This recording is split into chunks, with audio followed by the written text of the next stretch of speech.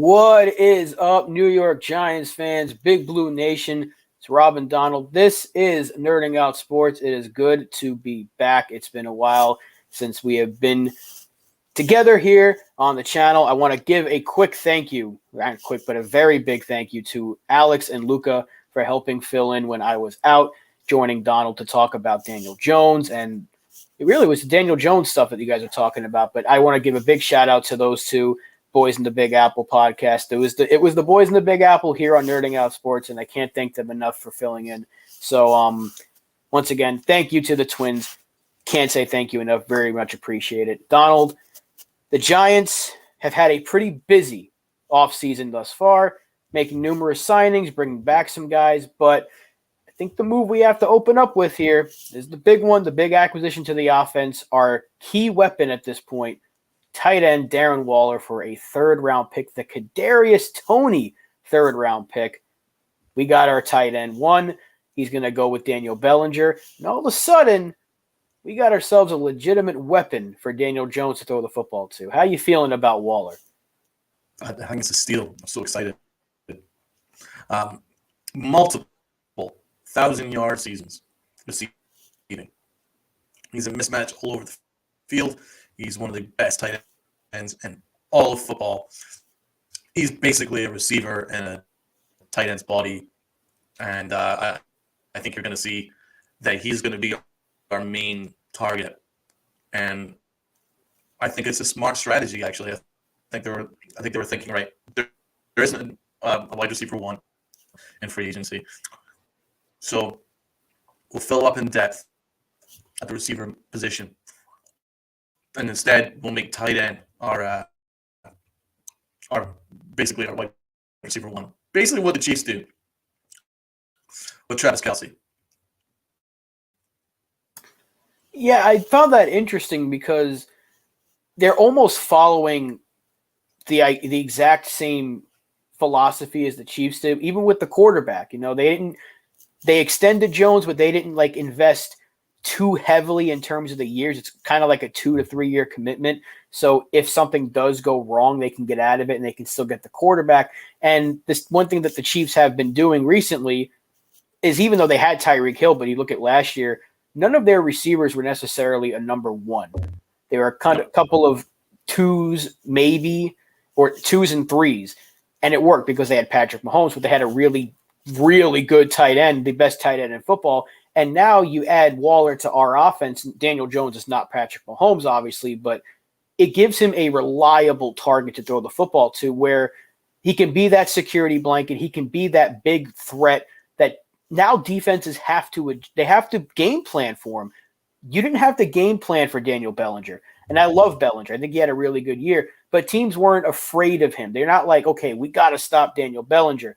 It was stop Saquon Barkley, and you're probably going to stop the Giants offense. Most teams did. Some teams didn't. Obviously, the Vikings couldn't. The Colts couldn't. But that was the game plan to beat the Giants. Now you put Waller with Bellinger, and you get these receivers that we've added and re-signed. All of a sudden, the skill positions on this offense look a lot better, to where we could finally see what we saw the last few weeks of the season last year maybe take place the entire way through, because now we have speed, we have go up and get it type of players. Waller is just an absolute weapon, and they're doing whatever it takes to make Daniel Jones succeed, which is what they said they were going to do. So are they the greatest weapons in the world at receiver? No, but you added Darren Waller. It's going to help the other guys now, because the defense is going to be like, let's not let Waller beat us, which is going to free up Slayton. It'll free up Campbell. It'll free up Wandale and Shepard when he's out there, if he's out there. And then Bellinger as well. You're going to see a lot of two tight end sets. You said steal. It's highway robbery for a third-round pick. Fantastic trade. I loved it the second I saw it. I thought I was seeing things. I'm like, did we just get Darren Waller for a third-round pick? And we did. Joe Shane, I'm all in. I love it. And not just a third-round pick. It's like late third-round pick. It's pick number 100. Conditional pick, yeah. Exactly. I mean, it's basically early fourth, if you want to look at it in one way. It's an absolutely crazily good steal it was, man, because let's look at it. Kadarius Toney, we've moved him. We gained back big number 100, and we use that to get Darren Waller. Unbelievable. Look at some of the seasons that Waller's had. 2019, 90 receptions on 117 targets, yards, 1,145 yards, 3 touchdowns. 2020, 107 receptions on 145 targets, 107 receptions, 1,196 yards and 9 touchdowns. So 1,100 yards and 9 touchdowns. That's a terrific year as well. 2020, 2021, he had 600 plus yards, which is basically what our best receiver gave us last year. And so the only problem was last year was very injury plagued. 2022 is injury plagued. But if we can keep him healthy, then we have one of the best tight ends in football, a mismatch all over the field. I'm really excited to see him in blue. I think he's going to work out really well with Daniel Jones. I think Daniel Jones really likes tight ends. He really actually progresses tight ends. He makes the most of them and does pretty well. And Lawrence Cager, for instance, and Bellinger was a safety net. So I think that he'll thrive with someone like Waller, where he'll get himself open. His route running is so crisp, and you can get him down the seam, you can get him all over the field, and he'll be a mismatch and exciting. So I love what we did there.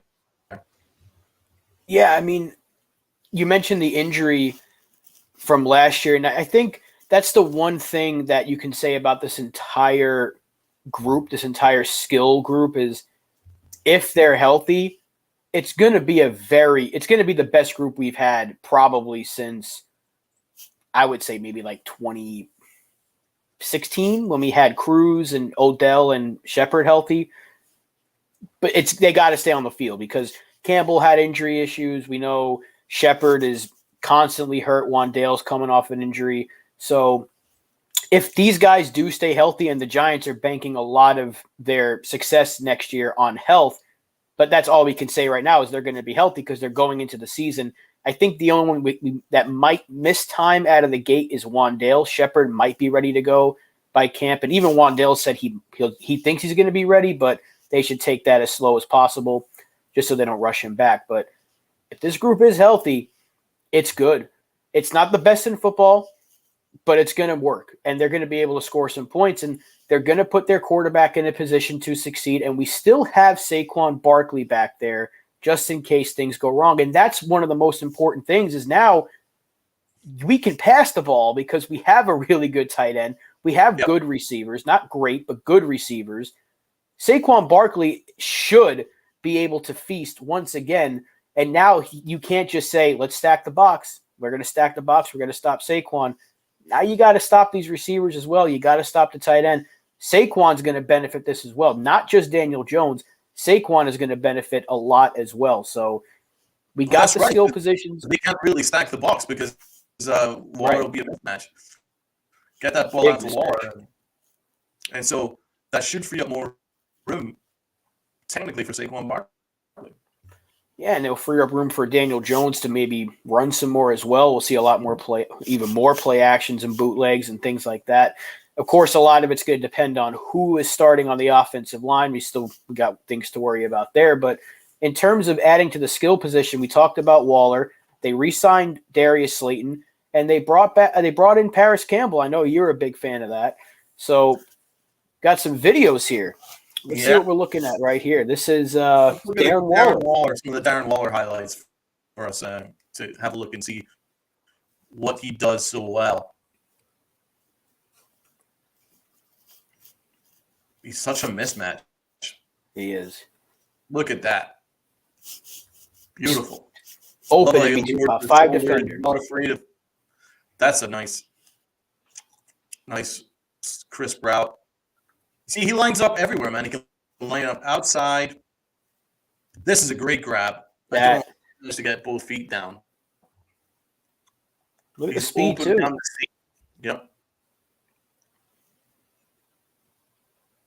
Yeah. Now I think at this point I would say Jones might have the better zip than Carr did. So you got to think about that as well. These are some tight windows that Carr is throwing into in these I mean, I clips. like Carr's touch though. He's got a very nice touch in some of those passes. You know what I mean? Yeah. Not overthrowing. Daniel Jones needs to be a little better at that. This was a nice run. That was against the Giants. Yeah. Like right down the outside, he's got a little bit of speed as well. It's beautiful. Run after catch, yards after catch there.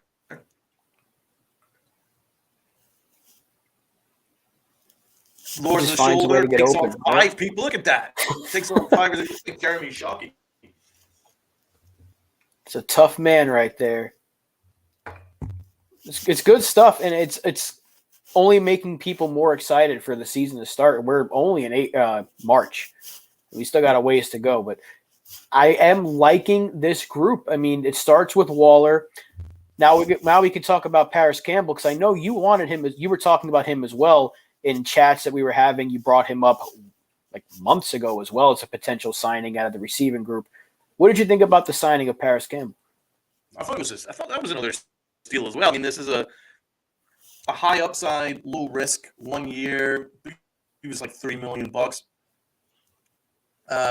Guy had over 600 yards receiving last year.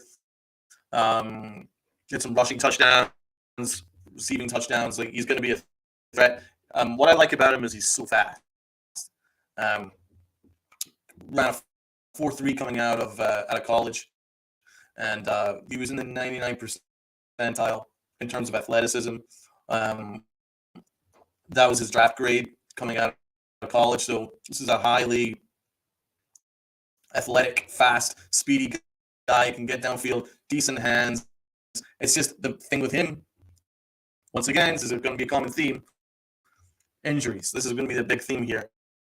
That seems to be what the whole giant receiver core has to be concerned about. But in his instance, I think that if he can develop a rapport with Daniel Jones, I think he can be a threat in the slot. He can also play outside because he's got that breakaway speed that he can play outside.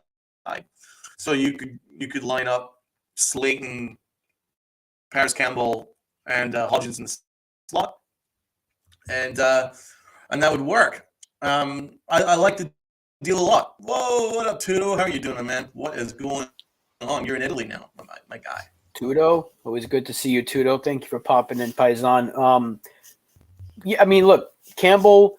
Pretty much all of the signings that we made with the outside of Waller, all the moves we made to the offense, they're not the sexy name. I know people wanted Odell Beckham.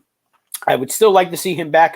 That ship has sailed at this point, so I'm not going to bank on it. If he's probably going to sign with the Jets, good for him. Go wherever he wants to go. None of these names are like, wow, can you believe the Giants got Paris Campbell? Wow, I can't believe they got Jamison Crowder, who we just signed today.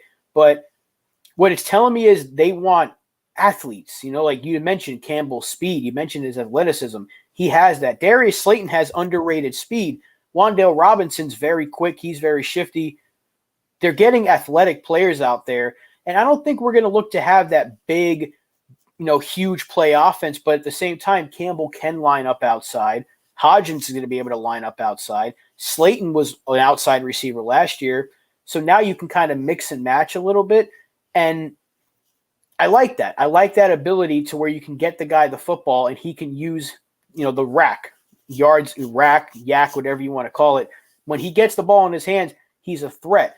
And I think that's what the Giants want to build their offense around because they didn't have the weapons to do that last year. They tried to use Richie James in that role. It worked at times, other times it didn't. Now you can use that with the Campbell. If Wan'Dale's healthy, you can do that. So again, this was a no-risk move. $3 million, it's not going to cost you much, if anything. And if he plays like he did last year, that would have been our number 2 receiver last season anyway. So it's not like you can be like, that's a bad signing at all. I think it was a great move. And when you're kind of working within the confines, even though we had a ton of cap space, a lot of it got used on Saquon and Jones. So they've had to rework Waller's contract to free up some money, but they made it work. And they still have a little cap left over. They're going to have to make some other moves as well to get ready for the draft. But I like the Campbell signing a lot. Like I said before, our skill positions are starting to take shape. They can still add somebody in the draft, whether it's in round 1, 2, or 3. There's plenty of receivers they can add now in the draft and get ready for the future in that position as well. So I think Joe Schoen is doing exactly what he said he was going to do. So far, so good. We got some comments from Too Evil to Hope. Extend Danny Dimes for 20 years. 20? I don't know if even I can handle 20 years of Daniel Jones. We barely had 20 years of we didn't have 20 years of Eli. We ain't getting 20 years of Daniel Jones. Tudo's back with his club in Italy, still recovering from surgeries. Well, I hope you're feeling a little bit better. Scheduled to hit the irons by May 1st. God's grace and willing, I'll be activated by July 1st for a preseason. Well, hey, he plays rugby, right, Tudo? You're a tough dude, so hopefully you're ready to go for the season, brother. But as always, it is good to see you in the chat. Listen, we don't want Kirk Cousins. We have Daniel Jones. Why would we want Kirk Cousins? It's like Evil's the hope. Guys can have our Cousins. I'm not sure about that. No. I think that Paris Campbell made an impression on the Giants in the last game of the season. He made one tremendous catch. And I wonder if that was one of the things that drew attention to the front office. I've got the highlight of the catch here, and I think this is what the Joe Schoen and the front office were looking at here in terms of why they wanted him. So let's get this screen shared for y'all. Okay, this was a nice catch.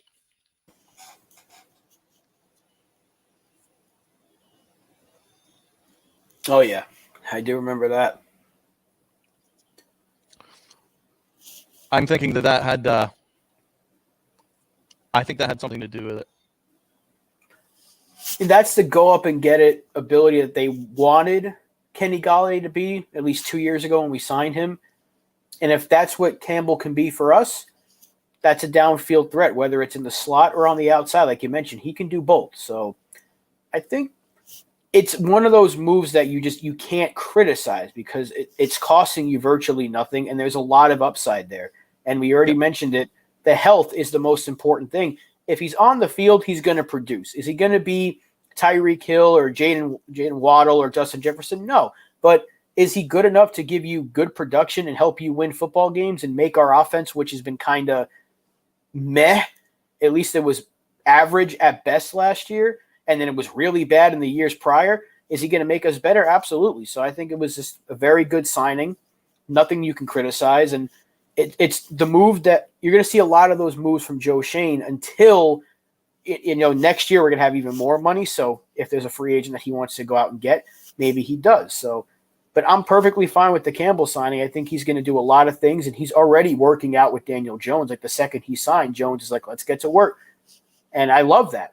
And Campbell seemed very excited to go work with Daniel Jones. So it can't hurt to have the quarterback and receiver in March, fresh off of a signing.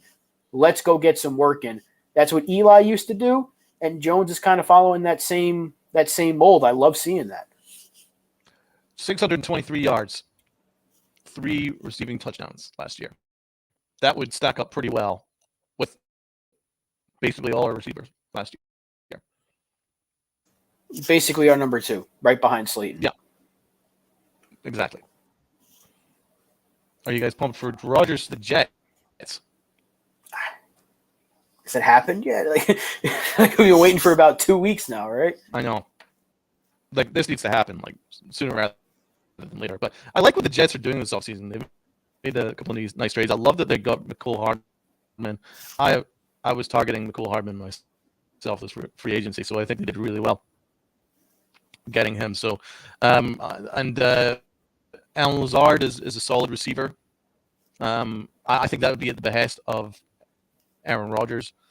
So and also I don't mind the Moore trade because they got a second round pick back for someone who they drafted in the second round. So it's not an awful trade at all. So I think they're having a very solid offseason. To be fair to Joe Douglas. Yeah, they just need to get that trade for Rodgers done, and maybe those picks they got from Moore will help get Rodgers, because I don't know what the holdup is, but it needs to happen because he's not going anywhere else. It's not like the Packers are going to say we're going to trade you to Miami or something. He wants to play for the Jets, so it's either Jets or he's retiring. It would absolutely suck for the Jets if they don't end up getting him, but I think at this point it's just a matter of when, not if. And the Packers are probably holding this whole thing hostage because they want to get a first-round pick, but I don't think you can ask for a first-round pick right now because Rodgers is like 40, his contract. But overall, their offseason's been fine. Once they get Rodgers in there, they should be a legitimate threat to go to the playoffs. How far they go, I don't know, but they are definitely a playoff team with Aaron Rodgers. Yeah, no, I think they're definitely making the playoffs. More comments we get. No, we do Hell not no. want Zeke. No. He's cooked. Zeke is cooked, man. Zeke's cooked these days. Yeah, I mean, the Cowboys cut him. They gave him that big extension. He's gone. I don't know where he's going to – I feel like he might be a good fit in a team like Buffalo or Kansas City maybe, because the team that can just use him for – he's still got a little bit to offer, but he's not the same guy he was 3-4 years ago. So I think the Cowboys knew that. Third down back, I think. I think he's a third down back at this stage. I don't think he's in every down back. Right. I'm just glad he won't be facing us 2 times a year, unless he wanted to go to like Washington or something. Because I don't see him going to Philly, but I'm just glad we don't have to see him because even if he struggled, he always had 1 or 2 big runs against us. So I'm just very glad we don't have to worry about him anymore. Twice a year. Yeah. How would you assess the Cowboys offseason? They got who's the corner they traded for? Why am I drawing a blank? Did they trade for a cornerback? Help us out in the chat. We'll just double check on the Cowboys. I've done this offseason. I'm drawing a blank myself because the Cowboys annoying me. I know that they got a corner. I can't think of who it is. Was it Gilmore? Did they get Stephon Gilmore?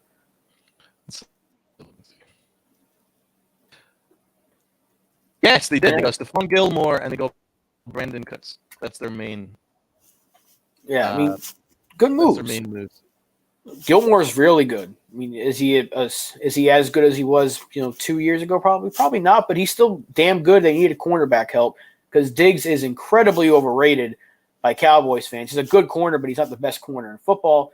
And they needed help in that secondary. Their defense was already good.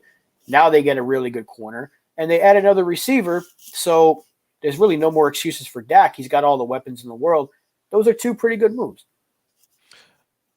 Yeah, Stephon Gilmore is excellent, but he's getting on a little bit. Brandon Cooks, I like that they restructured his deal. When they took on his contract, I was like, ugh, no thank you. But they restructured his deal, and now his deal is only what we're giving Darius Slayton. And so when you look at it that way, I think that's a really decent move for Brandon Cooks because he's got more upside. But they have lost Connor McGovern, Dalton Schultz, and Noah Brown. So they have lost some significant guys. But they have Ronald Jones, Dante Fowler, Leighton Vander Esch, Donovan Wilson, Gilmore, and Cooks back. So it's been okay actually. They've solid, considering their salary cap situation. I think they've done fairly well. I think the Eagles did pretty well, although they might regret letting go of Gardner Johnson. Yeah, that was interesting on his part because would he turn down 3-year deal, 4-year deal from Philly. Ended up signing a 1 year. And now he's kind of going after the Philly fans a little bit, but they're going to miss him. But they have so many good players on that defense. They got Slay back. They got Bradbury back. I don't think they'll miss him too much, but there's certainly going to be a little hole in that Eagle defense now. But they're still the cream of the crop in the NFC as at this point. What do you guys rate your offseason so far? A to F. Well, I think let's go through the rest of our free agent moves because we've already covered Waller and Paris Campbell. Let's get into Bobby Okereke, and then we'll get a final draft free agency grade once we go through these signings to this point, because anything can happen at this point. I do believe that we had a visit with Sean Robinson, who I think would really help our D-line. I think we could probably do with that. But yeah, we made some moves. So let's get into Bobby Okereke, who I was very excited about. He's our headline move and free agency. So Rob, take it away. Linebacker. We needed it. That was the main position that I was going into this offseason. I was saying, get a linebacker. I thought it would be the draft, but the more I looked at the draft class, I'm like, I don't know if we're going to get one of these guys unless it was a draft pick, but there was most of those guys are like second or third round players. Trenton Simpson probably being the best of that group. And I obviously everyone wanted Edmonds, but we knew with the money he got, we probably weren't going to sign him anyway. But there were some really good players out there. I thought Jermaine Pratt would have been a good signing. Tranquil would have been a good signing. But when we got Okereke, I was like, yes, that's a really good signing. We needed it so desperately. We've been talking about it as long as we've been doing the show together. We continuously bring up linebacker, specifically inside linebacker. We haven't had one.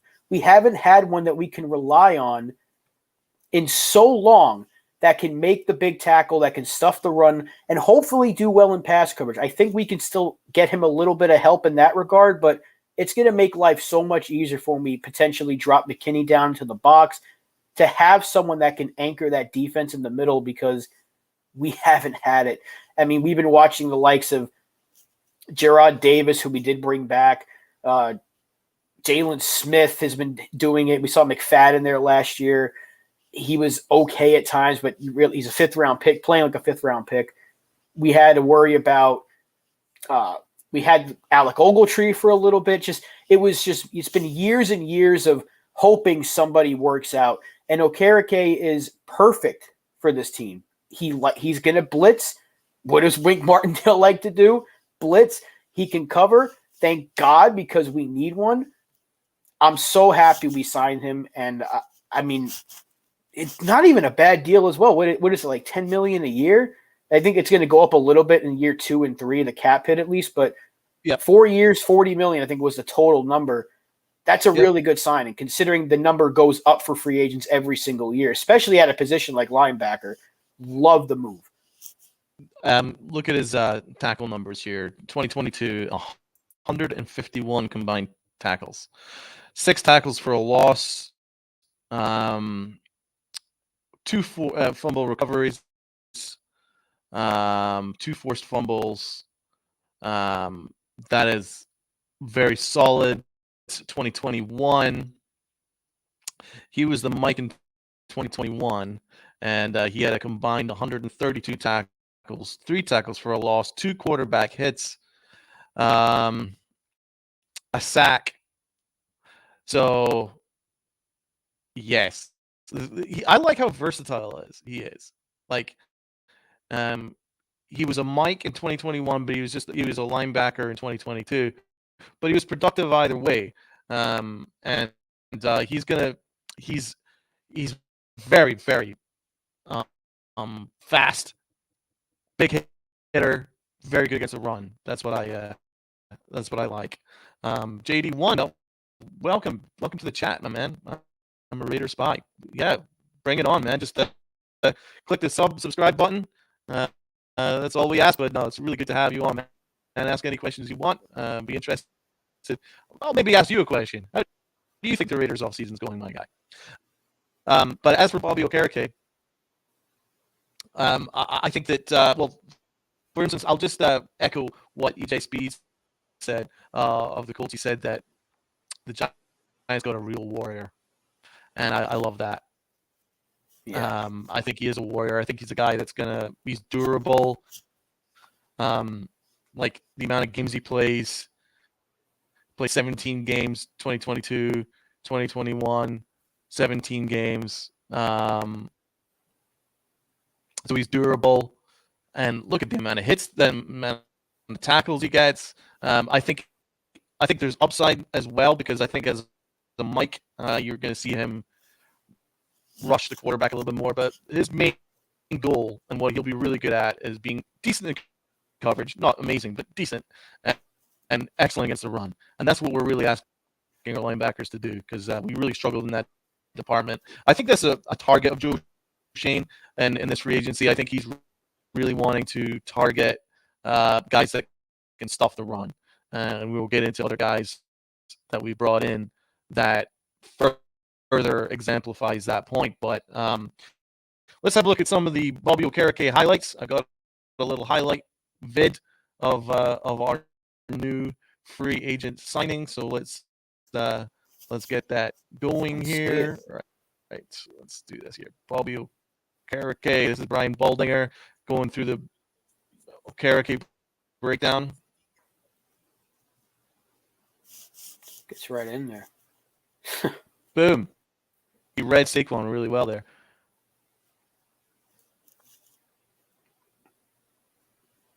Directing traffic. Yeah, he's directing traffic. That's what you want from your guy. Stick route to Slayton. Okereke, look at that. Closing right on speed, that. man. Forced the Knocked fumble it right too. out. That was a big play. Beautiful. Forced the fumble. That was really good. He's reading Daniel Jones' eye line here.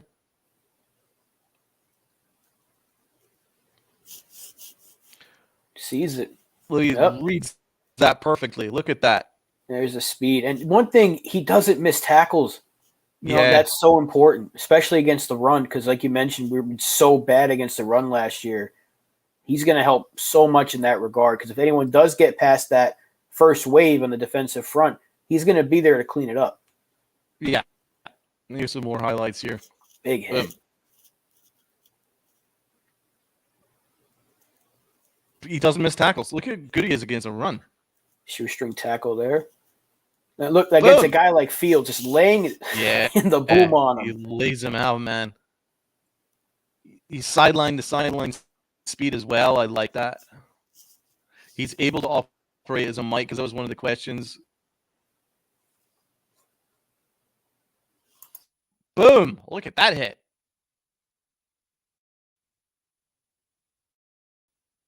Woofed.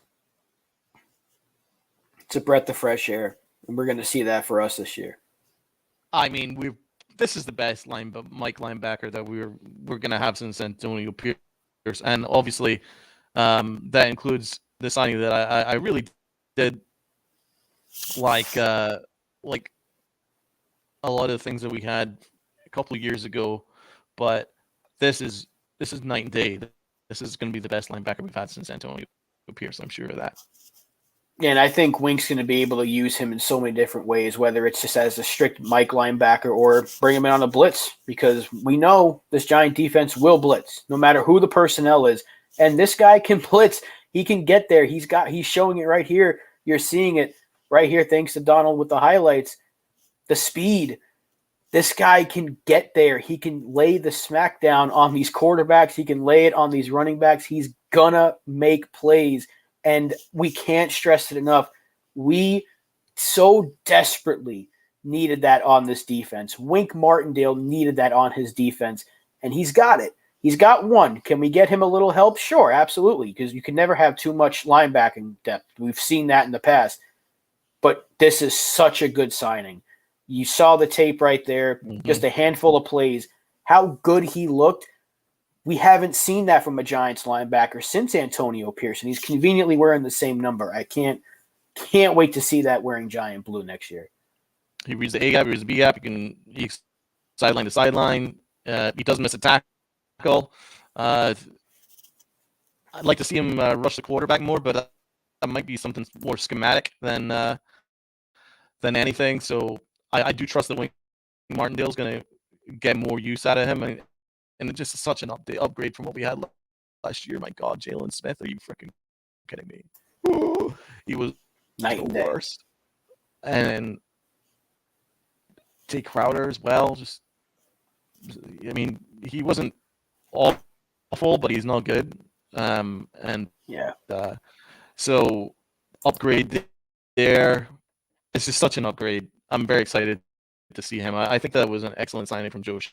I think it was a Joe Shane masterclass. I think if you're getting Waller and Okereke in an off season, I think you're having a good off season. You can pick holes in some of the things that we've done, but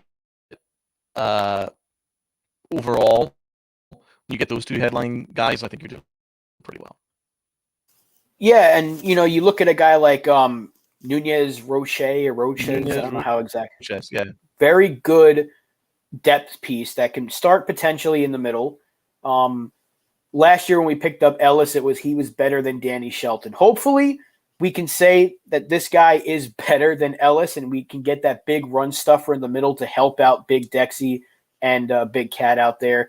But if we do bring in a guy like Ashawn Robinson, who we've had for a visit, I know they're still working some things out, but it looks promising that we could bring him in as well. The emphasis on stopping the run. The Giants knew what their issue was.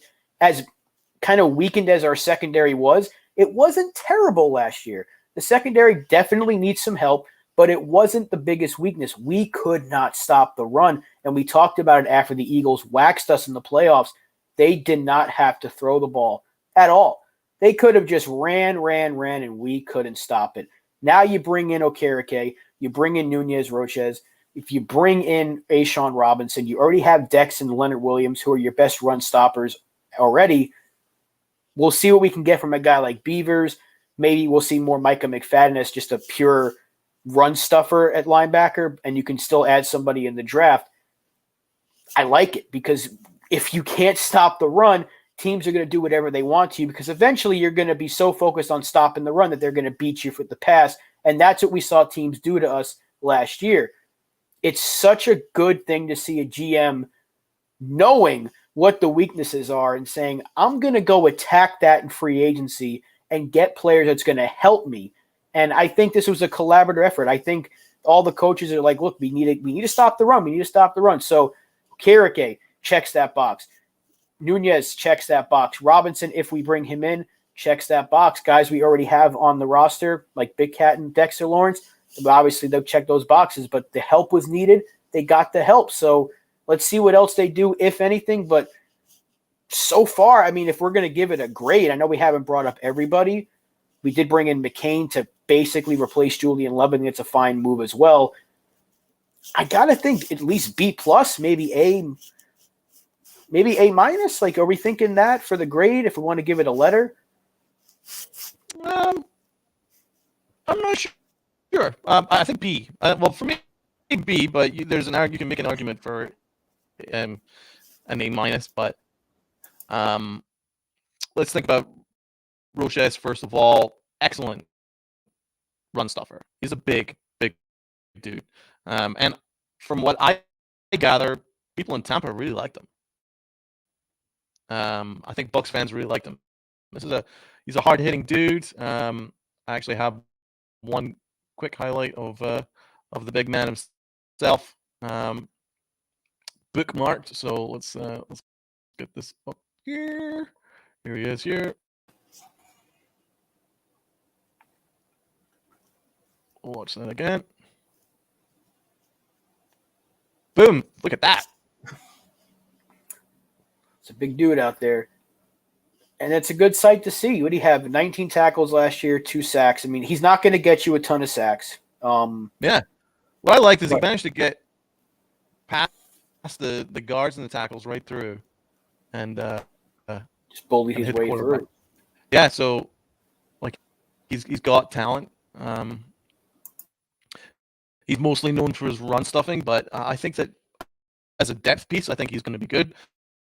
I'm not sure if he can play the 3-tech, which we obviously do need. I think we need another guy that can play the 3 technique. But if you're wanting a backup to Dexter Lawrence, you got that. And I think that I think in scenarios he can play beside Dexter Lawrence as well. So I think the Giants did well with it signing. I actually quite like it. I think it's someone that there is some upside there. And again, these are guys that's going to fit Wink Martindale scheme here. You know, you want guys that can stuff the run. You want guys that can rush the passer. I think that we're doing okay in that regard. Yeah, I mean, you're absolutely right.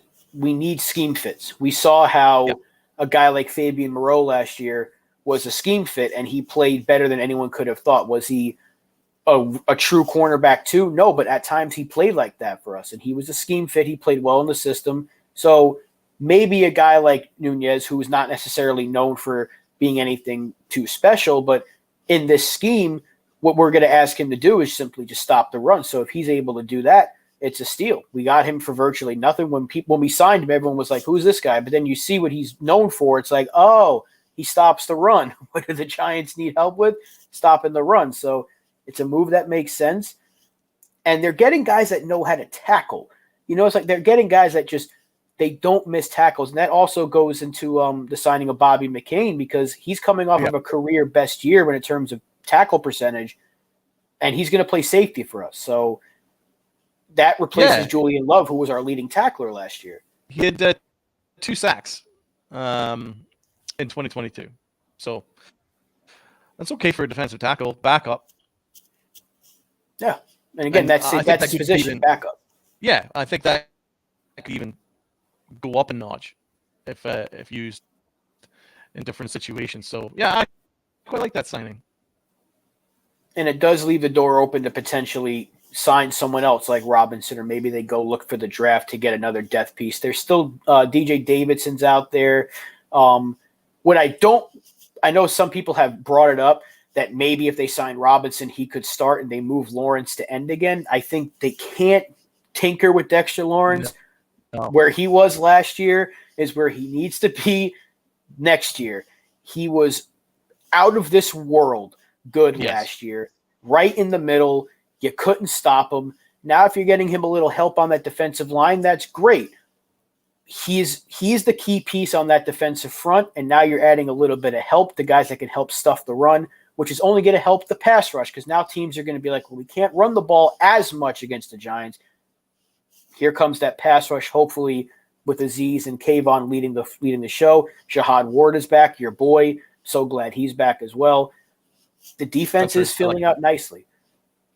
So we also brought in a corner today. Mani Oruwariye. What are your thoughts? I mean, I think he might be more of a special teamer. I don't know if he's going to necessarily start for us. Right now, our starting corners are probably Jackson and Holmes with Cordell Flott. So definitely need some additions there. I would trust Flott right now more than I trust Holmes. But if Oruwariye gets playing time, that's fine. I'm not going to complain about it. It's a depth signing. But we definitely know that the Giants are going to address cornerback in the draft. I would think that's the most likely scenario, whether it's a first or second round pick. They have to attack it in the draft. But I'm okay with this because maybe they can move on from Darnay Holmes this year, if that's the case. Because Oruwariye might be more of that depth piece that if someone wants to take Holmes off our hands, or if they want to make him a cap casualty, I don't know how much he's necessarily owed, but I don't think it's a game-breaking signing, but it's a solid move. You know, nothing to really go crazy about, but nothing to get angry about either. He does have plenty of interceptions, though, to his name. Like 6, right, of his career? Yeah. Here's 9 career interceptions. 9. He had 6, I believe. Like, was it 2021? So we'll look at some of the highlights here. Before it jumped. Let's get that back. is.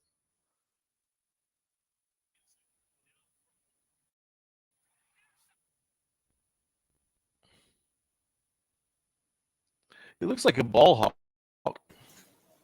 See ball, get ball. Oh, okay. Look, we didn't get barely any takeaways last year, so if that's what his role is, just if it's in your direction, catch it. I will certainly take it. Nice play right there. Well, looks like he's doing well off the tip drill. Right. Yep. That's a nice play. That was good in coverage. That's a nice play. He looked well. Looked decent coverage there. That is my favorite. Yep. Beautiful. Jumps the route. Read it like a book. Okay, so And the speed. yeah, it looks like he's got like ball hawk skills, and I think that. Listen, remember we signed Fabian Moreau, and everyone was like, "Oh God," but Moreau played pretty well under Wing Martindale.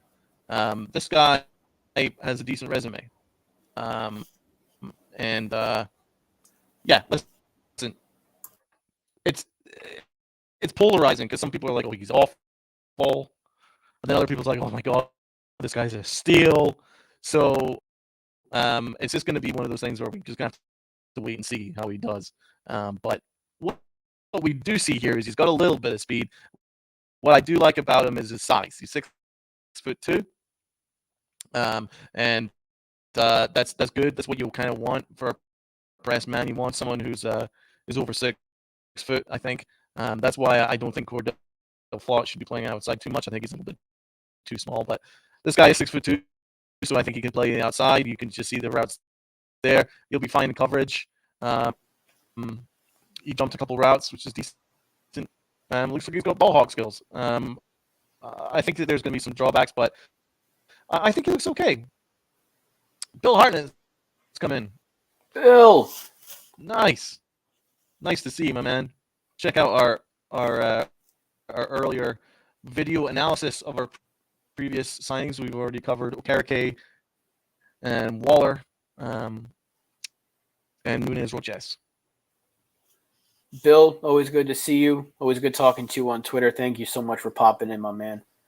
Even at work, hey, you don't need to tell us why you were late. It's good that you popped in. We do appreciate it, man. And it is always good to see you. Bill, I believe when we streamed the Giants Cowboys game on Thanksgiving is when he first found the channel, thanks to the Grassi raid, and he's been watching ever since. So, Bill, always good to see you, my man.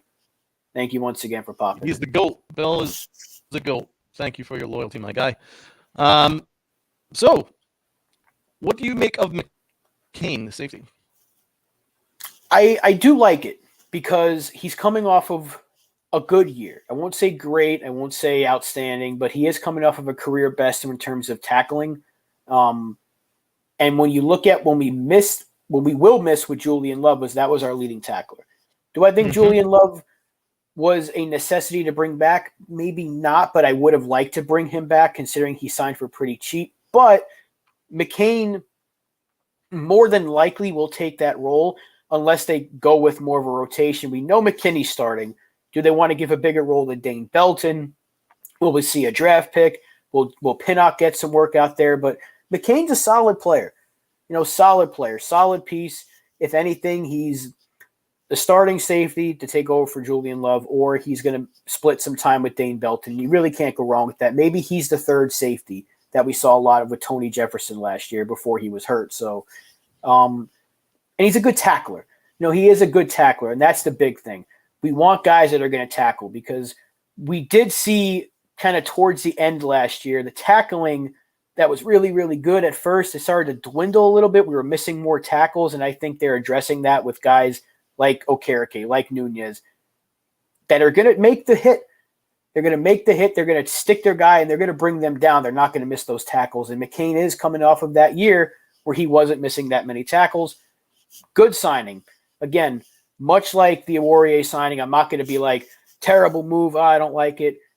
Good move. Just most of these signings were just solid pieces to add to the defense, with the exception of Okereke and the acquisition of Waller. Those are the two big, big moves. Everything else has just been good depth. If anything, maybe it's a starter, maybe it's just kind of a depth piece as well. I can't complain about it. I like it.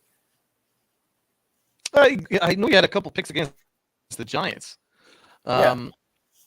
So, listen, I'm underwhelmed because I think that there was a safety market that we could have attacked. In my opinion, like I thought Jordan Poyer was a no-brainer in my opinion, and look at what he signed for. It was nothing.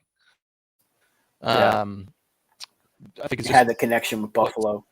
exactly just $6 million per year. Considering that Julian Love priced himself out for no reason, actually, because from what I understand, mid-season we offered as much as $10 million per, and Julian Love turned it down. Wow, I did not know that. I thought it was a little bit. Was it 10 mil? I think he was.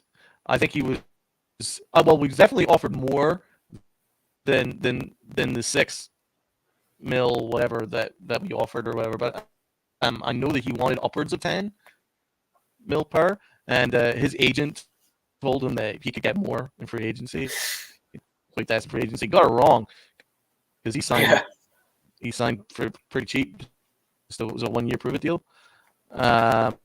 We could double check on that, but I think it was a 2-year. 2-year, not what he was expecting at all. He turned down more money from the Giants mid-season. To be honest, I think it's probably a blessing in my opinion. Listen, I don't think it's good in coverage. I think I know he's a good tackler though. 100 tackles is good, but he got cooked a lot in the playoffs, especially. He got cooked against the Eagles. But there were safeties out there which I quite liked, and that wouldn't have cost much. There was a guy from Pittsburgh, safety from Pittsburgh. He was available. I quite liked him. I quite liked Poyer. I quite liked Taylor Rapp, the dude from the Rams. I thought that you should have signed one of those guys. Gardner Johnson only signed a 1-year deal around about, what was it, $8 million? I think it was like, was it 6? Cheap. Yeah, it was pretty cheap. Very cheap. I don't know why we didn't jump in that market. Like if I was like to play Monday morning QB, I would have prioritized maybe say a Gardner Johnson, because I'm very worried about our second corner position, and yeah, safety as well. We don't know what's going to happen with McKinney. Are we going to extend him? And then who's going to play beside him? I guess it's going to be Belton. I just don't know. I don't think that. I don't love how we went about that. I think that we could have gone a good safety and free agency, and especially because some of the money that we gave just to re-sign some of our guys. So if I was to be extra critical, Jamie Gillen, why did we bring back Jamie Gillen? And I thought that was a crazy overpay too. Let's just be honest. I thought that was an awful contract. Why did we rush to re-sign a punter who can't punt? That doesn't make any sense to me. Did he get could have drafted one like over? Did he get something like over $5 million? Was it? I thought it was like a league minimum. No, it's not league. Let's Well, I certainly hope it's not $5 million. Because if he's making anything close to what Gano makes, that's the critical move. Let's see what the contract is. He just made so many bad punts. Okay, it definitely wasn't league mill. It was like 2 years up to $5 million. Okay. But it's $1 million in guaranteed. Yeah, that's it's what 2 it was. years, So. with up to $5 million in incentives. I think it's $4 million guaranteed. I mean, let's see what over the cap says. I think that's an awful contract. I really do. Fully Actually, let me guaranteed. No, it was only $1 million guaranteed. Really? Yeah, so it's basically when it comes to like the cap, it kind of works out like a league minimum, but his cap number is it's 1.6. I mean, I would have preferred to go elsewhere with punter because he was bad. Like, What kind of incentives would you use for a punter to get up to $5 million? That's I a don't know, lot. maybe not drop a punt. Exactly. That could be one. Like he was doing like rugby things, man. When he dropped the ball and then he like dribbled it like 6 yards in front of him. How can he get re-signed for that? I don't know what can incentive. Yeah, what incentives can be for a punter? Punts inside the 10, inside the 20, hang time. I don't know. Like, what are you really What are the getting incentives incentive this year? for? That's No, actually a right, really one good here. question. Is one of the incentives make a punt longer than 8 yards? The Scottish But the thing Hammer, is, he can't Bill. do the coffin Yeah. corner punt. That's the one thing he just does not do. He can't do the coffin corner punt, and that affected our game against the, I believe, against the Eagles. Because remember, we went on it 4th and 7, in their territory, and like around about like the 40-yard line or whatever, and we 43-yard line, I think it was, and we went for it on 4th and 7 instead of punting because we can't trust our punter to do the coffin corner. Yeah, in our infinite wisdom, this the first thing that we do in free agency is bring him back. I mean, come on, come on. Yeah, I mean, if that was like, if that was like the sign of that, it could have been a bad offseason. I'm glad it turned out to be a pretty solid, a pretty damn good offseason, in my opinion. But I did not want him back. I get it for the sake of like keeping the special teams group together, but our special teams wasn't very good to begin with outside of Graham Gano anyway. So I don't know. Is it a Scottish pride thing because him and Gano Maybe. are such? But you could have drafted someone. You could have signed some other kid. You could have picked up anyone from the XFL for all I care. Yeah, Gillen was bad. Like, he might have been the worst punt. He was probably worse than Riley Dixon, and Riley Dixon was bad. I don't know if he was Brad Wing bad, but even Brad Wing had a good first year for us, and then he was just terrible. I think he's only slightly better than Matt Dodge. Oof. I thought Every he time was I hear terrible that this year. name, I thought he was terrible this year. he was bad. Like, he started there's off no other pretty way to well. say it. First couple of games, he was okay. And I was like, hey, this guy's got a big leg. And then he fell off a cliff. He fell off a cliff and then fell off another cliff after it because he just got worse it was and like playing worse. Super Mario Brothers, and he just kept falling off the cliff. Yeah, that's if I had to pick the one move that I just flat out didn't like, it was the Gillen re-signing. And I know people will be like, it's just a punter. It's not that big. It can be a very big deal because if you've watched the Giants as long as we have, you've seen the benefit of having a really good punter like Jeff Fiegels and the early days of Steve Weatherford before he kind of fell off a little bit. And you've seen what can happen if you have a really bad one. Matt Dodge is literally a guy that cost the playoff spot in 2010. So Unbelievable. punters matter. They do. You might not think it, but having a good punter matters. Hopefully he's better this year. I don't know. Maybe he's going to add some muscle to that Scottish hammer of his because right now it's not a hammer. So I don't know what he can do. Maybe he'll just do whatever Graham Gano's doing because that guy's got the real Scottish hammer. So hopefully he's better. I mean, give an even further extension, but my God, I can't believe it must be a Scottish thing because it makes no sense to bring him back. He's so bad. What do you think about bringing back Darius Slayton? I actually really liked it. The more I was, I remember saying I was on the fence when we were talking about our keep and drop list. I was like teetering with Slayton because he's the guy that Jones has had the best rapport with because they both came into the league at the same year. He was a 6th round pick and he was immediately Jones's go-to guy. And to bring him back, I think it's important because we knew that then we mentioned this earlier in the show. The number one receiver was not in free agency.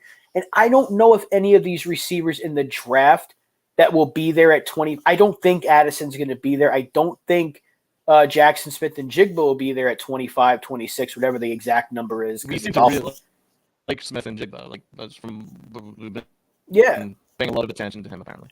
But I don't know if he's going to be there. I mean, obviously they're going to do their due diligence and have their interviews in case he's Maybe there. Zay Flowers. I like Zay Flowers a lot. I do. I just don't know if he's like, is he a true one, or is he more like what they want Wandale Robinson to be? I don't know. We're obviously going off topic, and I will obviously do a future receiver draft. But I love Nate Dell. I know he's like size of Wandale Robinson, but he's more explosive and he's a better route runner. He's got great hands. He cooked every DB in drills in the Senior Bowl practice and stuff. I love Nate Dell. I would be okay with him at 57. But we got a little bit off target. But the Darius Slayton signing for me is an overpay. I think that we overpaid for him. Again, too many drops, with fumbles. Like he was starting to get. He was like the first half of the year. To be fair to him, he was our best receiver, right? Second half of the year, it was about Hodgins. And Slayton kind of started to slowly fall off a cliff. And then once he got towards the end of the year, he became a flat-out liability. A flat-out liability with all his drops and the fumble against the Colts, all these drops, the drops in the playoffs. He was awful against the Eagles. He was super-duper bad against the Eagles. And I'm sorry you're paying him that amount of money. I don't know, man. That's a tough sell to me, dude. Like, that's what, $6 million? I think I know it was a bad free agent market, and I know you want to bring back guys that have a good rapport with Daniel Jones. And I know he's a really good dude, but is that how you want to spend your money? I like the Jets signing Mecole Hardman more. I would have given Mecole Hardman that deal. And I also would have considered Chark. I think Chark is someone who, if you can keep him healthy, I think that he's got better upside to Darius Slayton. He's got better hands, and he's fast. And I like DJ Chark. He remains unsigned at this point, but I would have taken a risk on him. He had 500 yards, 3 touchdowns last year, but he in previous years, I believe he had a 1,000-yard season. But again, of course, it's all dependent on health with DJ Chark. He's had a lot of injuries himself. Maybe that's part of their thinking that they didn't want to take a risk on another dude with injuries. But I think I don't know. I think that we overpaid for Slayton in my. I mean, we've done that. I mean, I'm looking in a 1,000-yard season in 2019. I apologize. 1,000-yard season 2019, 8 touchdowns. So like 700 yards in 2020. I mean, these are better numbers than Darius Slayton. Yeah, I mean, I'm looking at his cap hit for this year. It's basically $5 million, which it's 4.2. And next year it jumps up big to 7.7. So I think they're hoping that he's the healthiest receiver that we have right now, because he's been healthy. He did miss a little bit of time, I believe, was it 2020? But he's the one that I think Daniel Jones has the most rapport with, and he's the one that he's probably worked with the most, and he's been on the field more than any of these other guys. So the familiarity thing, is it too big of a number? Probably. But when you look at what Jacoby Myers got, Myers and Slayton actually have very similar numbers. If you look at their career numbers from 2019, they both started the same year. I know one was a 6th-round pick, and I think Myers was undrafted, but very similar numbers. So the thing with Slayton, and Bill touches on it here because he talks about finishing the catch, which is something that he needs to work on. Looking away from the ball, downfield before the ball secures. Yeah, it's Great ball point. security. Catch the ball, finish the catch. And I'm hoping if he does that, because we saw he could have closed out the game against the Vikings. and we wouldn't have had to worry about that. Are we going to make a That's right, stop the on fourth Vikings game. down? Yeah. Oh, screaming when he dropped that. But I'm just hoping that if this is the year that he can do, because we've seen it every year, he's got that big drop, and you're like, Darius Slayton drop. It happens once per year. It'll probably happen again this year. But again, you look at a pretty weak market. He was actually one of the better targets out there when you consider the career numbers. He was right there with Jacoby Myers, and Myers got a pretty big deal. So if you want to look at it, from that point of view, it's kind of I don't want to say steal, but it's a better number, but it's still a pretty hefty cap hit for a guy who's been reliable, but not necessarily dependable, if that makes sense. I don't know if you can say I depend on. He's reliable because he's going to be on the field, and he was there. We desperately needed him. He went from nearly being cut. He took less money to stay on the team last year. He's been a team player. He constantly, even as a free agent, he was defending the team on social media, so you like that aspect. And he could have easily said, just cut me, but he was inactive, made the team after all the injuries, and just played pretty well. And then the old Darius Slayton kind of reared its ugly head again towards the end of the season. I'm hoping they can be avoided, that if they can avoid that this year, because we'll see more Campbell, we'll see a lot more Hodgins this year, and if Shepard's healthy, big if there, and if Wan'Dale comes back healthy, we won't have to see too much of Slayton. But he is an outside threat, and he's kind of the only one that we have that can use that speed, just kind of run the street, because we saw a couple of times last year against the Jaguars, against the Cowboys. Do you pay $6 million a year for that, or $5 million this year in terms of cap hit? Probably not, but again, the options were very limited. So I do like that he's back, because I do like Slayton, but I can see your point. I do. When you look at the numbers, it is, I would say, kind of an overpay, but I am glad he's back, though. Yeah, I just would have focused more on more glaring needs. I thought the Waller basically covers the need to have the quote-unquote number one receiver. You could have just focused on receiver in the first round of the draft. I would have used that $6 million on a position of need, and that would be, for me, corner or safety. I think we could have gone a better safety in there, and I would have been a lot more comfortable, because we're shopping hungry in this draft. I don't care what you say. We're talking about Giant fans in general. We're kind of shopping hungry now, because in the draft we have to get a good safety. Yeah. We have to get an excellent outside corner. I would have loved Jamil Dean. I would have even taken a Greedy Williams. I would have definitely gone in the cornerback market free agency. We've kind of ignored it. I think that's a mistake, because the one thing that makes Wink Martindale's system work is the cover corner, the press man corner. Sorry, that can play on the outside, and you need someone who's excellent on the outside that will allow us to blitz heavy, which is suitable for Wink Martindale. So now we basically kind of have to go corner in the first round, but if not, then second, and without exception. And that's not something that I want to do. Joe Schoen did say he didn't want to shop hungry. Well, we kind of are, because he put such a focus. And if I'm being extra critical again, but if I'm going to praise certain things, I think I've praised a lot Waller and Okereke, love those, didn't love Paris Campbell, but I think we focus too much on re-signing our guys. My personal opinion is I think that the us making the playoffs was on Brian Daboll and Joe Schoen and his executives finding diamonds in the rough on waivers and things like that. And he took a C- talent on the roster and made it play like B+. And that's what Brian Daboll did, because he's that freaking good a coach. But it's very difficult to sell to me that we need more targets for Daniel Jones. We need more targets for Daniel Jones, and you bring back Shepard off an ACL, and Darius Slayton, who dropped everything in the second half of the year, it's a tough sell to me. It's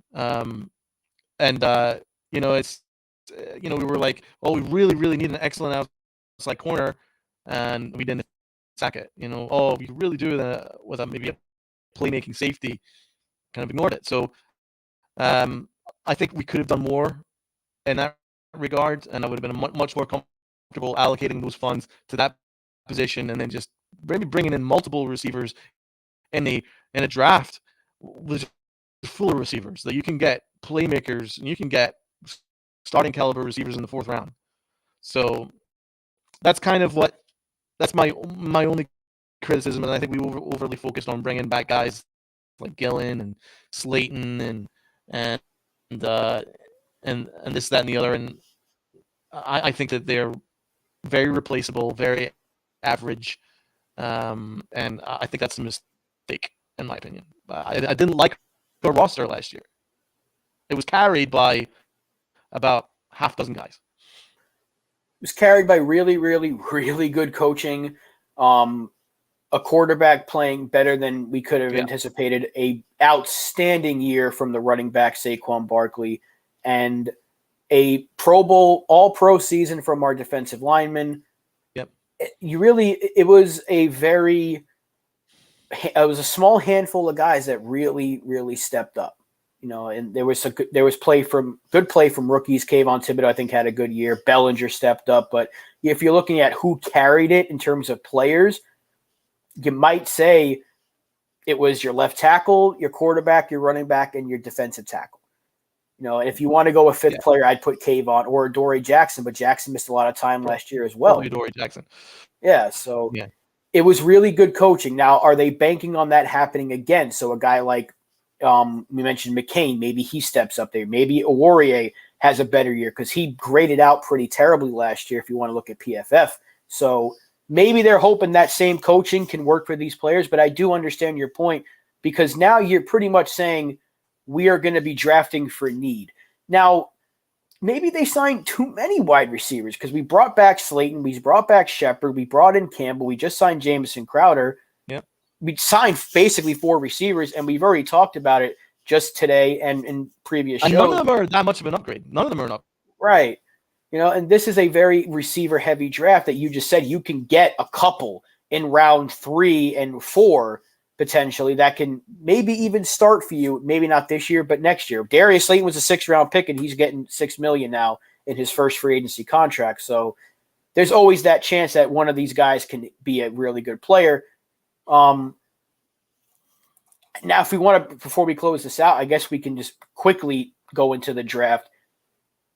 Is cornerback the top pick, or is it center? Because we don't have a center either. Oh, that's right, because we let go of Nick Gates, who I would have considered bringing back. He was the only guy I would consider bringing back, along with Hattie Ward, along with obviously Saquon and Jones. But of the this mid-tier guys that we had heading free agency, I would have considered bringing back Nick Gates. I think that he could have played center and done a decent job. So for whatever reason, they're ready to move on from him. I'm kind of glad they moved on from Feliciano. I'm good with that. I'm fine with that. But I'm nonplussed with the fact that we've kind of ignored offensive line as well. I thought that we probably could have done with beefing up the offensive line. So for sure, we need to go center, but there are some really good centers in the draft. There's Luke Whippler, who's very good. I love him. Yeah. And then if we can get him in round 2 or 3. I don't know if it's available. He's phenomenal too. I think both those guys are going to be guys that are going to be starting from day one. So if you draft that, then you're going to be absolutely solid. So there's other good centers too. Yeah, I mean they have multiple options they can go with there, and Bill right here screaming center. The latest mock draft on Twitter didn't have us taking anyone at all on the line and dismissed it immediately. That would be a very bad idea. I think you have to take a center in round 1 or 2. In some order, it has to be cornerback, center, or center quarterback, or corner. You have to get a center because we don't have one. I know there's talk about Bredesen potentially being the center next year. I would rather him battle it out with Izudu for left guard. Shane Lemieux should not see the field in any capacity next year, whether it's in camp, practice, or anything else. He was terrible. Unfortunately, he's coming off of multiple injuries. I don't think he's a factor at all. We did bring back Wyatt Davis for depth at the guard position. Glowinski's going to start next year. We're not going to cut him because that won't happen until next year. We know who our tackles are. A lot of our success is going to be based on the hopefully improved tackle, Evan Neal, because he has to be better. And this line will be a lot better because of it if he does improve this year. But they need a center. You absolutely need to get one. So your idea, we did way back when, before I had my break, you mentioned trading down. Do you think that potentially they do that? I brought up a scenario. Would they try to get, let's say, a team like the Lions, maybe if you can get, they have like 2 second-round picks. If you can get 2 second-round picks for your first, and you have this for the sake of argument, we have 3 second-round picks. You can get a corner, you can get a center, and maybe even a safety, and you can attack 3 needs in 1 round. Yeah. And I know the first-round pick is it's exciting. You want to have that first-round pick, but sometimes it's quantity over quality, if that makes sense. Or even if you drop down, like, say, 5 spots. Right. In the draft. You're still getting first round, but you'll probably be getting an early third, maybe a late second return as an extra pick. I think I would do that too. But, the centers in the draft are very good. So we've obviously covered John Michael Schmitz, who I think is a starter from day one. I think you could probably get him at the tail end of the first round. I think he would be a dude that's ready from day one. Luke Whippler is excellent.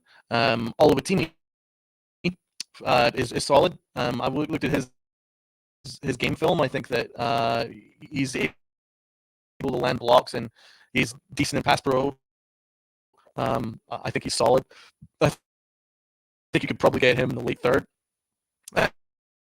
But another guy is Steve Avila. He's a guy that could play guard or center, and I love Steve Avila. That guy was a monster in the Senior Bowl. So those are some dudes there. There's other ones, maybe Joe Tippmann is another one. I was going to mention Tippmann. Yeah, or Ricky Stromberg. You could get Ricky Stromberg way down, but later in the draft, he's a high football IQ guy. 300 pounds, 6'3", decent dude. So I wouldn't go much lower than Stromberg, but we're going to be able to get a center in the draft. But corner is another position that I'm worried about because I'm not sure if there's a bit of a drop off after the second round in the corner. Yeah, you think about the top guys, and Witherspoon's going to probably be gone by the time we pick. Maybe Emmanuel Forbes is there. Do you want to take him in the first, though? Because a lot of people think he'll fall. I know we're talking to a few guys right now. Yeah. So I think if we stay in the first round, we're probably taking a corner. But if they do trade back, whether it's at the end of the first or we get an early second or something and get an extra third or fourth, they might take John Michael Schmitz and hope that a guy like Kyle Blue Kelly is maybe there in the third, because there's a chance that he can turn to something good. But I think you kind of need that sure thing when you're taking a corner right now. You can't really bank on potential because they're hoping that Cordell Flott can take a step forward next year. They're hoping. Yeah, I can see them drafting like a Deontay Banks maybe. Yeah, that's the guy. He was brought up earlier. I think. Yeah, he's a run defender, which obviously very much runs coherent with their ideas on how they want to build their defense. Another one I'd consider is maybe Travius Hodges-Tomlinson. Maybe Sidney Brown, maybe. But I wouldn't go. I do quite like Darius Rush. He was a guy that stood out to me in the Senior Bowl. But yeah, I would have prioritized corner more in free agency to make it less of an absolute need. But I would have preferred to go on BPA in the first round. But we kind of need to go need now. But I like your idea of trading down. I trade down for like 4 or 5 spots. I think you probably pick up an extra pick in that, and that would help us cover those main needs because we're kind of okay if we get a center, a safety in a corner, and another linebacker. We're in kind of good shape. Like we don't really have any other blatant needs after that. So, like, to be fair to Joe Shane, he's done pretty well in terms of building the back end depth in our roster. So there's not going to be any massive drop off if there's any injuries. So yeah, I mean, to be fair, that's been pretty good. And to close it off, since you've been away a little while, I haven't asked you, what did you think of the Daniel Jones contract? My boy, the mayor of Dimesville. I know that was the discussion of Giants Twitter and Giants fans everywhere for about a good week until it kind of died off a little bit. I'm very happy for Daniel Jones. And the reason why I don't think it's, when you look at the money, you say 160 for 4 years. Oh my God, he's getting $40 million a year. When you look at the way the contract is constructed, you're like, okay, there's an out after 2. And I know the cap hit jumps tremendously, but you got to think about if he plays well, right? And if I believe he will be a lot better this year than he was last year, then the number that you're going to be paying him is pretty on par with what the top quarterbacks are going to get. And the quarterback market jumps higher every single year, more than any other position on the field for obvious reasons. It's the most important position on the field. And I know people are going to say, he's going to make more than this guy. He's going to make more than that guy. Once guys like Burrow and Herbert get their extensions, this Daniel Jones contract is going to look like pennies compared to them. So I don't want to worry about other quarterbacks. I want to worry about our guy.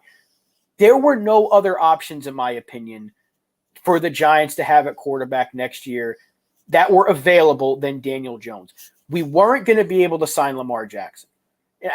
In the dream world, he would have been the replacement, right? Because it looks like he might be gone from the Ravens next year. I don't know where he's going to go, but that could very well happen.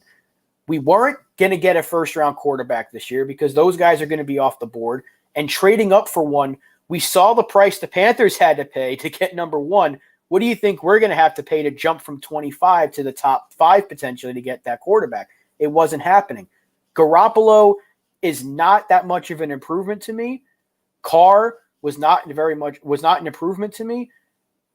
Daniel Jones had to be back, in my opinion. And $19 million cap hit this year. I don't know exactly what the number is next year. I know it jumps up even higher in year 3, but you have that year, that out after year 2. It's basically a 2-year commitment. If he plays really well, you can extend it, push that money a little bit down the line. And if he doesn't play well, then you kind of have to be like, all right, well, we took our shot. We brought him back. We gave it the 2-year experiment. And then you can get that franchise quarterback, and you can even trade up if you have to. That's what the Chiefs did. Even with Alex Smith playing really well, they still went and got their guy. The Giants are not handicapped. Even though the money seemingly is huge, they're actually not handicapped by the signing because their cap space jumps up a lot next year. And they've locked their quarterback up for at least 2 seasons, potentially even 3. I don't think it's – when you really look at the numbers and you kind of break it down, I know that you guys and the boys in the Big Apple, you had Entertainer on with Diggy, and Entertainer went through this whole breakdown of the contract, and it was like making – I didn't even – there was a lot of stuff. Thinking a little bit. So I'm thrilled that he got his money. I wanted him back. I thought he deserved it. Is the cap hit $40 million this year? No. Do I think he deserved $40 million a year? Probably not. $40 million, I believe, in year 2, but yeah. Right. So that's the big thing. But if he does play well, let's say the Giants, for the sake of argument, we win 10 games to make the playoffs, and Daniel Jones, his numbers are better, right? If he's still throwing for, even if the yardage, passing yards is similar, but he's throwing for maybe 25 touchdowns, the interceptions are still low, the turnover, he's still rushing for 600, 700 yards. Is that not $40 million? Like, if we're winning games and we're going to the playoffs, so you'd be like, I don't want to pay my quarterback $40 million because he didn't win 11 games. You know, like, I feel like it's not that big of a deal because that quarterback market is going to jump. And you look at what they're paying Derek Carr, I don't think he's really better than Daniel Jones at this point. And he got a pretty big contract as well. I think Derek Carr is better at the very, very moment, but I think next year Jones can overtake him. I think it's pretty fair. Right. So I can see both sides of like the argument there. Like I'm always going to be in favor of Jones. Like last year I said it, I'm not going to shy off of what I said. I said, if we make the playoffs, this is before the season started. If the Giants make the playoffs, Daniel Jones has to be back. And that was a question we got asked. What is it going to take for Daniel Jones to be the quarterback? Right. So I'm glad they got it done. And I'm glad when you look at the contract language, it does make sense for the Giants. It was very well constructed to where both sides are going to get theirs. Jones is guaranteed, I think, $80 million, and it can go up a little bit with incentives, but he's going to get his money. The Giants are going to get at least 2 years, and if he's really good, they extend him again. You push that cap number a little bit, and you just kind of spread it out.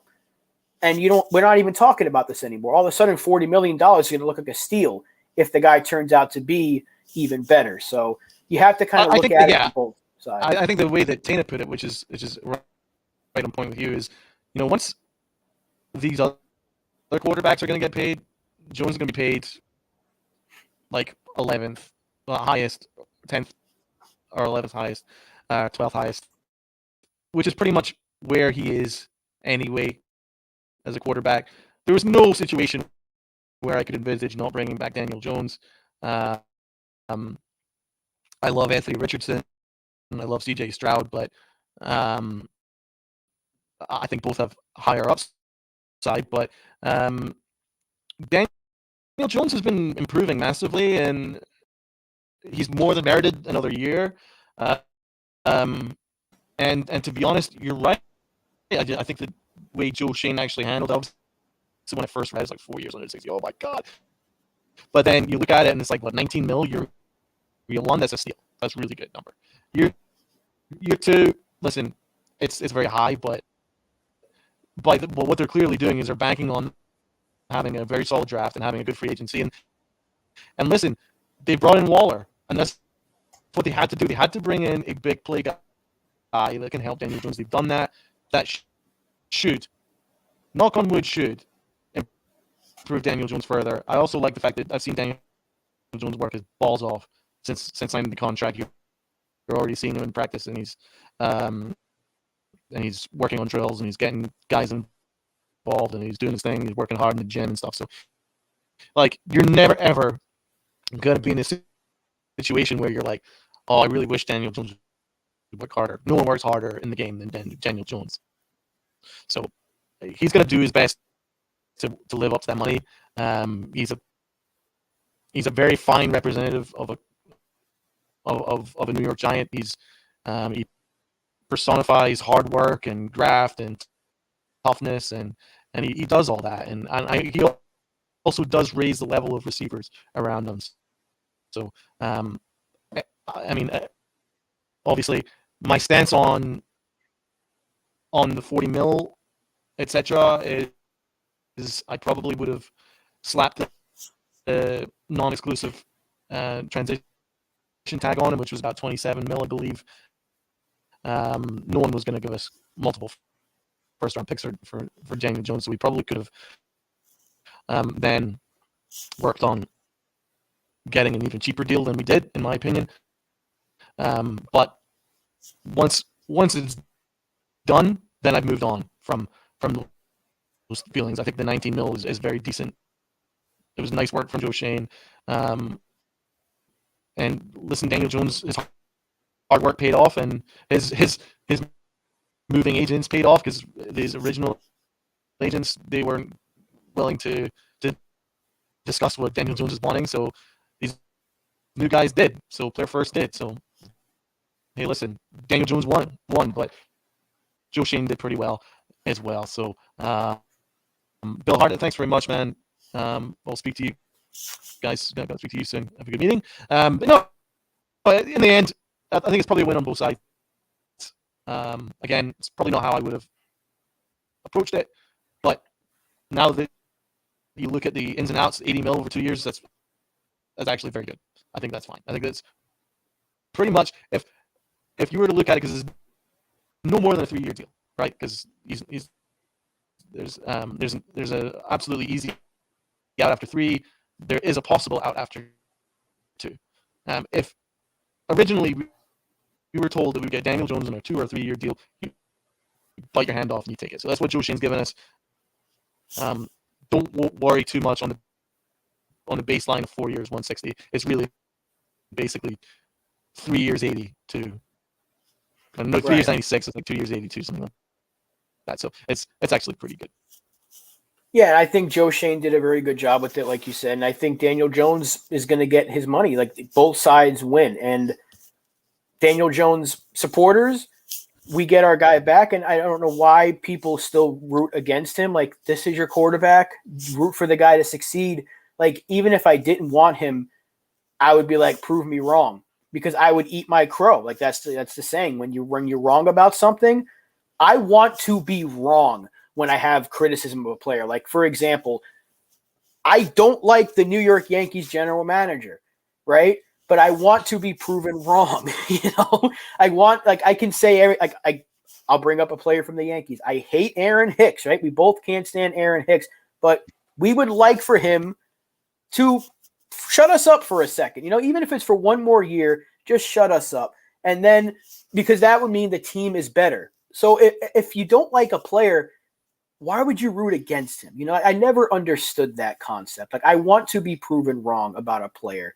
If I don't like a certain player, we'll use a giant, Jamie Gillen. Prove us wrong. We don't think you should have been re-signed.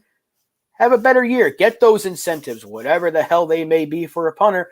Go do it and prove me wrong. Prove us wrong that you should be here for the next 2 seasons, right? Darius Slayton. You may not wanted him back for $6 million. Maybe he proves you wrong, right?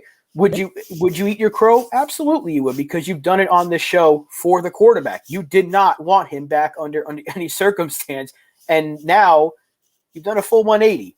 So yeah, it was good with him coming back. That's what I say. I didn't want to lose him. I was just wanting a probably slightly cheaper deal than we got him for. But in the end, it's actually been a very decent contract. So there's actually no problems now. I'm ready to rock and roll, and I'm fully behind Daniel Jones. And listen, he gave us a very good playoff season, man. He took us to the playoffs, and then he single-handedly won us a game in the first round. So there's no negativity coming from here at all with it. So I'm locked in, and I wish him the best. And like, he's a very hardworking, humble dude. You like that. You want to build around that. Absolutely. And that is probably going to wrap it up for us here at Nerding Out Sports. It's been a good hour and a half. Broke down free agency, talked a little bit of draft, and we're going to get a lot more into the draft in the coming days and weeks. Because this draft season now, free agency, I would like to think, at least for the Giants' sake, is probably wrapped up. I don't see us doing anything else except maybe we might extend some players, rework some contracts here and there. But it's draft season, and I can't wait to start breaking down some potential prospects, do our mock drafts like we did last year. That was a lot of fun. And yeah, we're getting close, man. We're getting very, very close to the draft. It's about a month away now. So it's here. Draft season is here. If you want to go back to last year and watch how we reacted to round 1, where my friend here poured water on his head. One of many times he's done that on this show, by the way, but that was the first. It was a fun experience, and we hope to do that again. And I can't wait to start talking more draft, because it is the most exciting time of the offseason for me, is the draft, and I can't wait to see it. But be sure to First of all, can I just say it's great to have you back, man. It is great to be back. I do thank you very much. And I do thank you for hosting the last 2 shows. And once again, thank you to Alex and Luca for joining you. Luca for the first show and Alex for both. They're always great. Be sure to check them out with Donald, Boys in the Big Apple. Every Monday they have numerous different shows. They did. They reached the 1,000 subscriber mark. Congratulations. Much deserved. Should have happened a lot sooner. But yeah, I'm so very happy. Alex has been putting in so much work from the start. And then, of course, with you and Luca, and Sean's putting a lot of work. Angry John, was he professor in, what's he got a PhD in now? Understanding? Understanding. It's, Yeah. it's to help people that struggle with understanding simple sporting concepts. Like, you can source that out. Yeah. So yes, definitely check out all those guys because they do outstanding work over on the channel. And follow us on Twitter. Those handles are going to be in the description. Be sure to share this out, like it, subscribe to the channel if you're checking it out on the video on demand. Thank you to everyone that was in the chat. Bill was here.